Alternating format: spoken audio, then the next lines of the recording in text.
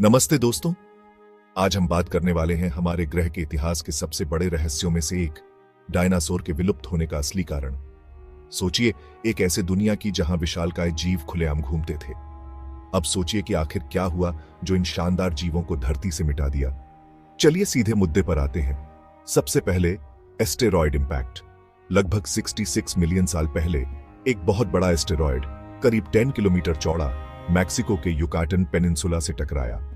यह कोई मामूली टक्कर नहीं थी। इस टक्कर से भयानक जंगल की आग लगी, भूकंप आए और सुनामी भी उठी।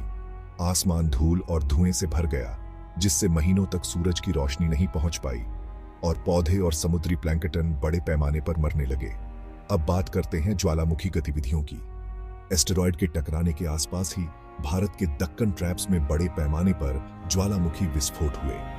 इन इरप्शंसों से लाखों क्यूबिक किलोमीटर लावा निकला और भारी मात्रा में सल्फर डाइऑक्साइड और कार्बन डाइऑक्साइड जैसी गैसें वातावरण में फैल गईं। इससे वातावरण ठंडा हो गया और एसिड रेन हुई, जिससे कई प्रजातियों के आवास तबाह हो गए। लेकिन कहानी यहीं खत्म नहीं होती। इन घटनाओं से जलवायु में तेजी से बदलाव आए। तापमान में गिरावट और पर्यावरण के तनाव ने फूड चेन को बुरी तरह प्रभावित किया। डायनासोर कई अन्य जीवों के साथ इन कठोर नई परिस्थितियों के अनुकूल होने के लिए पर्याप्त समय नहीं था, जिससे उनका विलोपन हो गया। और सिर्फ डायनासोर ही नहीं गायब हुए। क्रेटेशियस पैलियोजीन विलुप्ति घटना ने पृथ्वी पर लगभग 75% प्रजातियों को मिटा दिया, जिसमें समुद्री जीवन, उभयचर और कई पौधे शामिल थे, जिससे इकोसिस्टम में महत्वपूर्ण बदलाव आए। वैज्ञानिक समुदाय काफी हद तक इस बात से सहमत है कि डायनासोर का विलोपन इन संयुक्त कारकों का परिणाम था। एस्टेरॉयड इंपैक्ट और ज्वालामुखी गतिविधि प्रमुख थे।